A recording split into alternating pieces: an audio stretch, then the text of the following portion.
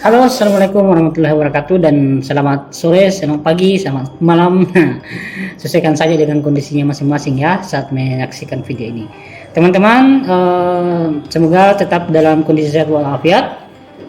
Kita berjumpa lagi nih kawan-kawan pada serial lanjutan video kita pada pembahasan psikolinguistik, dan bahasan kita pada video ini kita akan membahas tentang psikolinguistik dalam pengajaran bahasa. Jadi mengajar bahasa sesuai cara kerja otak bekerja, teman-teman. Sesuai cara otak bekerja.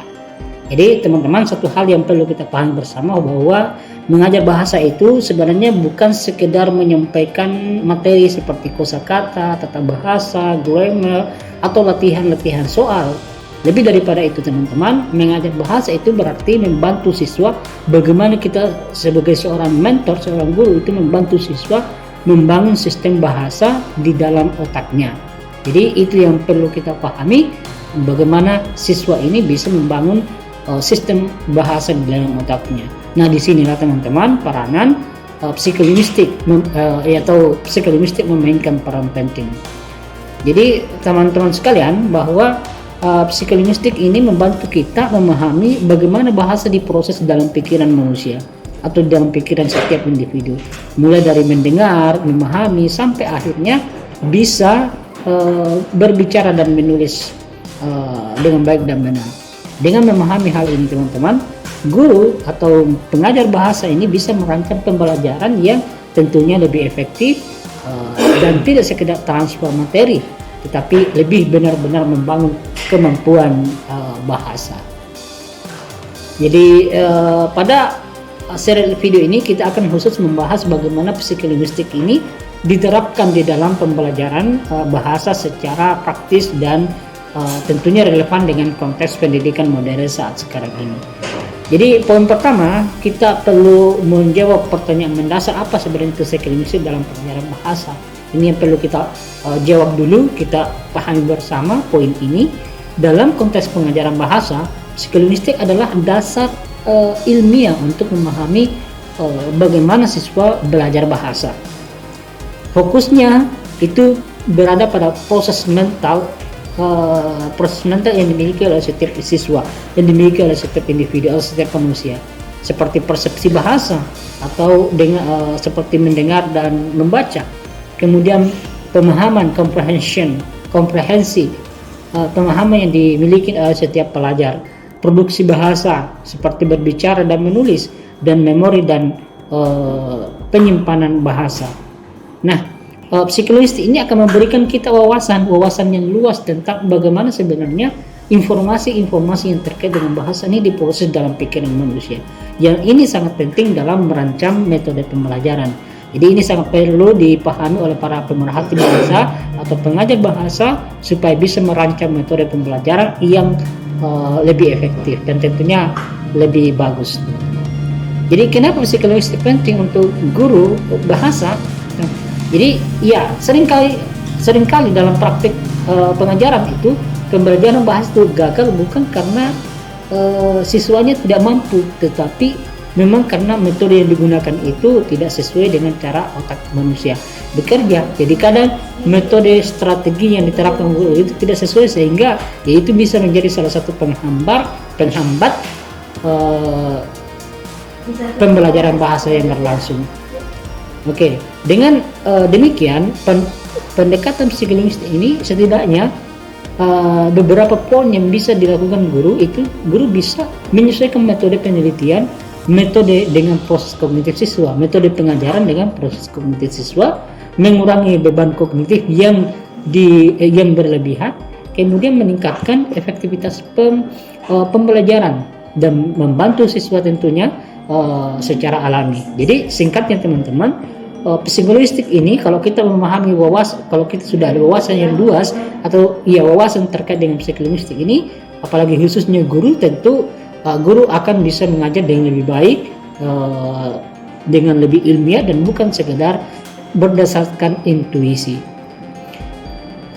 Lalu poin selanjutnya, bagaimana sebenarnya otak memproses bahasa dalam situasi belajar. Jadi itu juga perlu kita pahami teman-teman, bagaimana sebenarnya otak kita ini, otak yang dimiliki oleh setiap kita itu memproses bahasa di dalam situasi belajar saat proses pembelajaran berlangsung. Dalam konteks kelas misalnya, proses bahasa itu terjadi secara berurutan ya, mulai dari input ya atau paparan bahasa.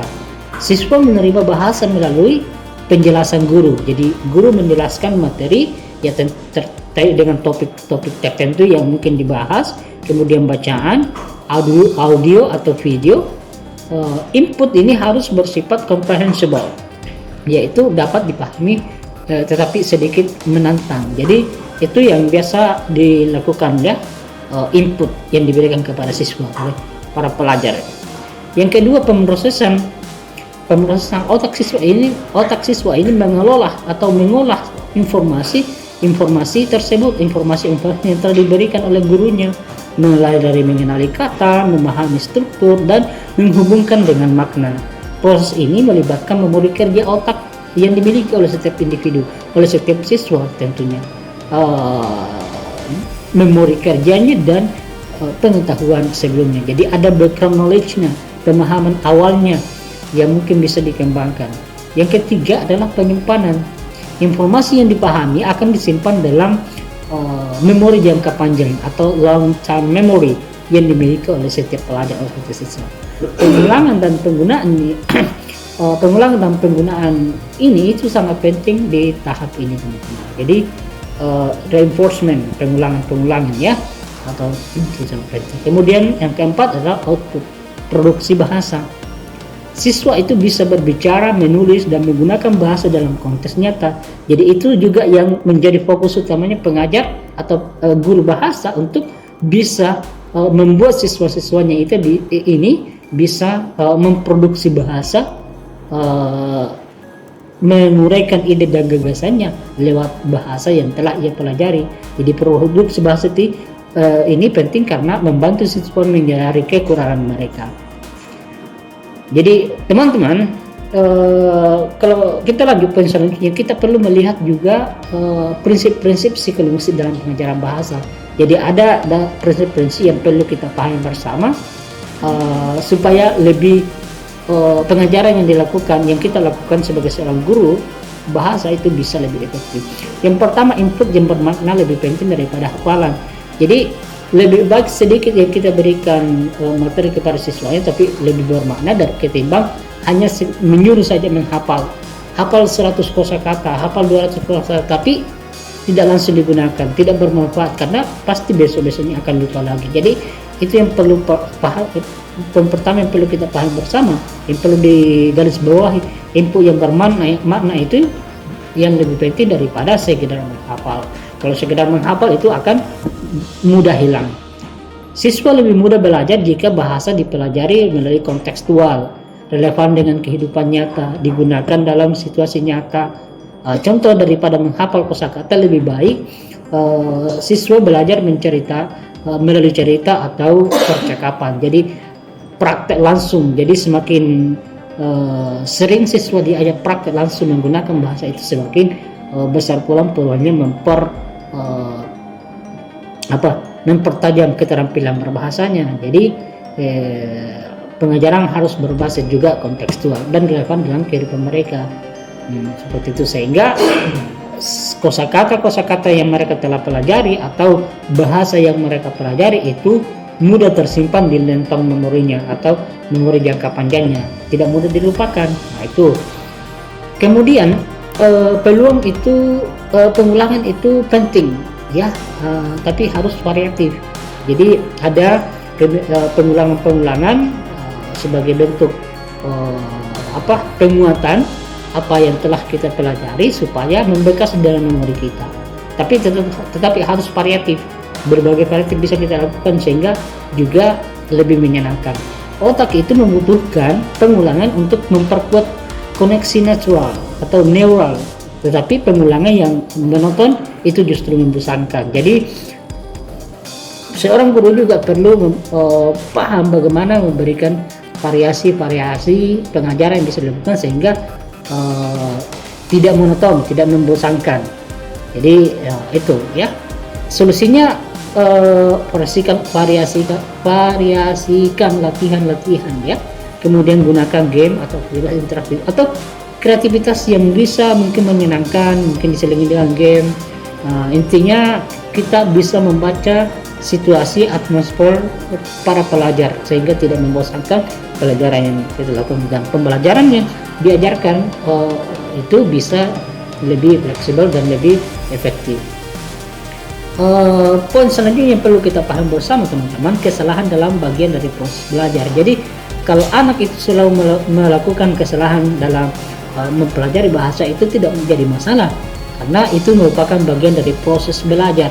Jadi ketika misalnya belajar bahasa Inggris ada kesalahan pronunciation-nya, kesalahan penyebutannya dan lain sebagainya, itu tidak apa-apa, itu merupakan bagian dari proses belajar. Dari kesalahan itulah siswa akan tumbuh dengan perkembangan bahasa yang ia sedang pelajari.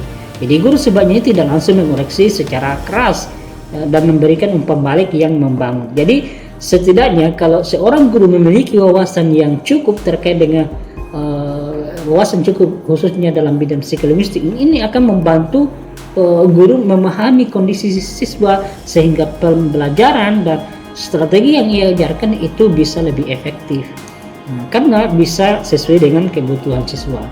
Peran memori itu sangat penting. Jadi bahasa disimpan dalam memori jangka panjang.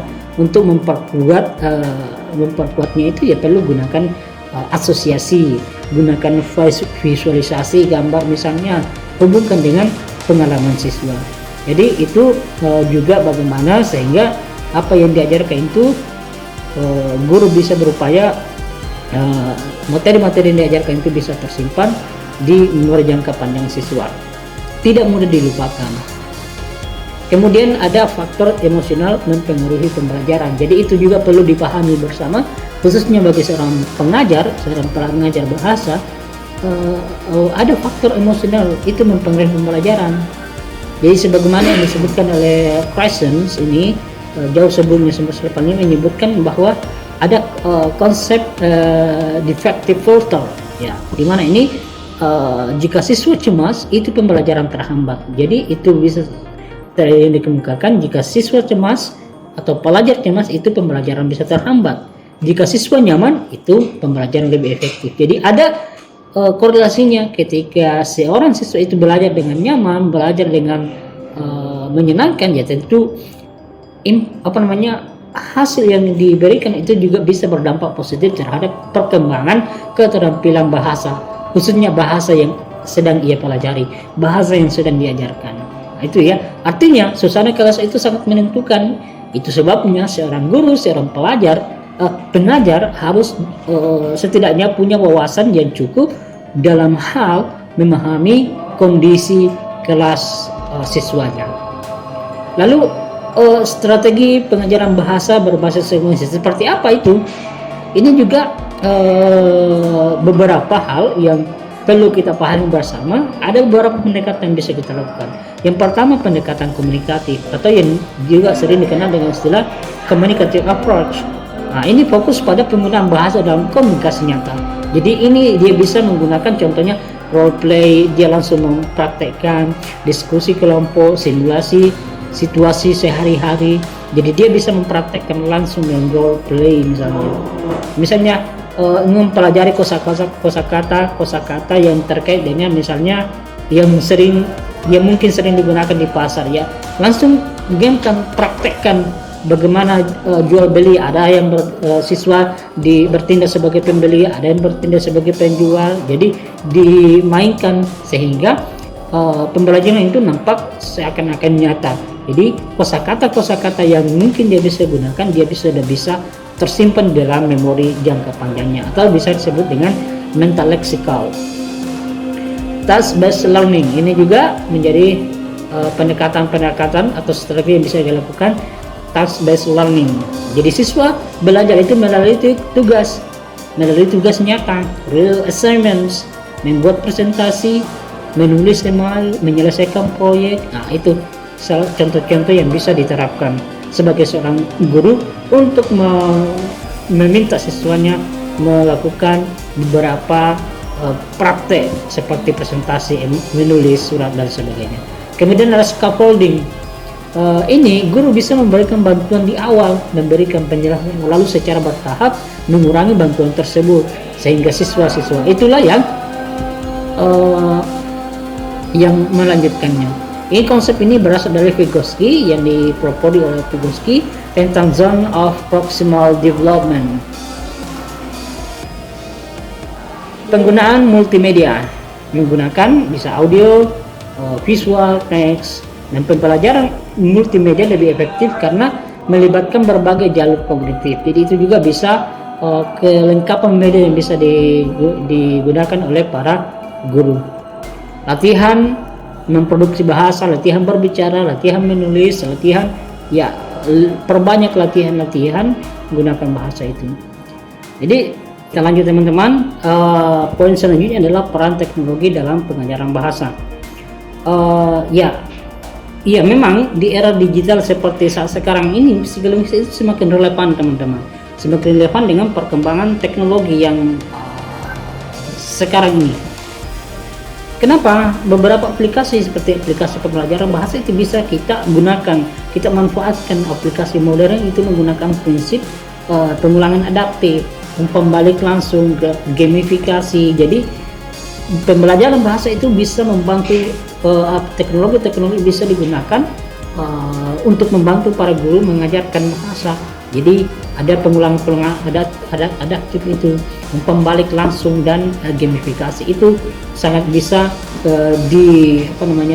divariasikan sehingga pembelajaran bahasa apapun yang kita ajarkan itu lebih menarik dan lebih efisien dan efektif tentunya. Seperti adanya juga artificial intelligence yang kenal dengan istilah AI. AI dapat menyelesaikan materi dengan kemampuan siswa.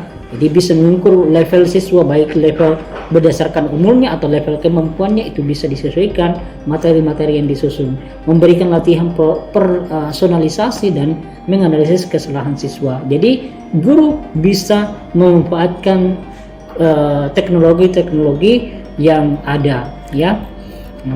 Kemudian speech recognition membantu siswa memperbaiki pelafalan secara real time. Jadi guru juga bisa mengajarkan bahasa Inggris, justru kesulitan dalam memperoleh native speaker. Jadi kita bisa menggunakan speech recognition ini, di mana kita bisa memberikan input bahasa yang layaknya native speaker, pembelajaran bahasa Inggris misalnya. Jadi siswa membantu memperbaiki pelafalan secara real time, seakan diajar oleh native speaker itu sendiri. Kemudian learning analytic, ya. Ini pembelajaran bahasa digunakan untuk memahami pola belajar siswa. Jadi learning analytic ada analisis terhadap pola-pola yang digunakan selama belajar, sehingga tentu strategi materi yang disusun oleh guru itu bisa disesuaikan karena memahami kondisi real siswa. Implikasinya bagi guru dan kurikulum, ini ya implikasi psikologis tentunya. Dengan memahami psikolinguistik, setidaknya beberapa poin yang menjadi kelebihan atau istilahnya guru dapat itu mendesain pembelajaran lebih efektif. Guru dapat menyusun kurikulumnya, dapat menyusun metode pembelajarannya, strateginya atau materinya untuk yang diajarkan. Jadi tidak hanya berfokus pada materi, tetapi juga pada proses belajar. Kemudian mengakomodasi perbedaan individu. Setiap siswa memiliki gaya belajar yang berbeda, jadi guru bisa menyesuaikannya, mengembangkan evaluasi yang lebih holistik, ya. Penilaian tidak hanya berdasarkan hasil tetapi juga proses, dan menciptakan lingkungan belajar yang positif, lingkungan yang mendukung peningkatan motivasi siswa tentunya. Kemudian poin selanjutnya yang tak kalah pentingnya juga kita pahami bersama teman-teman adalah tantangan dalam implementasi. Apa tantangannya? Meskipun banyak manfaatnya, ya ada beberapa tantangan yang mungkin bisa muncul, seperti guru belum familiar dengan konsep psikolinguistik. Jadi keterbatasan fasilitas, kurikulum yang masih berorientasi pada ujian, waktu pembelajaran yang terbatas. Nah, namun keterbatasan ini dengan pelatihan dan inovasi, tantangan ini bisa diatasi tentunya. Jadi Tentu guru juga tidak pernah bosan belajar, juga untuk belajar dari waktu ke waktu, sehingga setiap waktu tidak mengenal, ya selalu belajar untuk memperdalam ilmunya, memperluas wawasannya, dan tentunya harapannya sehingga murid-muridnya, siswa-siswanya itu bisa belajar dengan lebih nyaman. Sebagai kesimpulan teman-teman, di serial video kita ini bahwa psikolinguistik ini memberikan landasan ilmiah yang kuat dalam pembelajaran bahasa, sehingga seorang guru bisa memiliki dasar untuk menyusun materi ajarnya yang sesuai. Dengan memahami bagaimana otak memproses bahasa, guru dapat merancang pembelajaran yang lebih efektif dan menyenangkan dan tentunya bermakna. Di era modern seperti saat sekarang ini, integrasi antara psikolinguistik dengan teknologi itu membuka peluang besar untuk meningkatkan kualitas pembelajaran bahasa tentunya. Guru tidak hanya menjadi sebagai penyampaian materi, tetapi juga sebagai fasilitator untuk membantu siswa membangun kemampuan bahasa secara alami. Dengan demikian teman-teman, mengajar bahasa itu bukan hanya sekedar apa yang diajarkan, tetapi juga bagaimana otak siswa belajar. Sampai jumpa pada serial berikutnya. Assalamualaikum warahmatullahi wabarakatuh.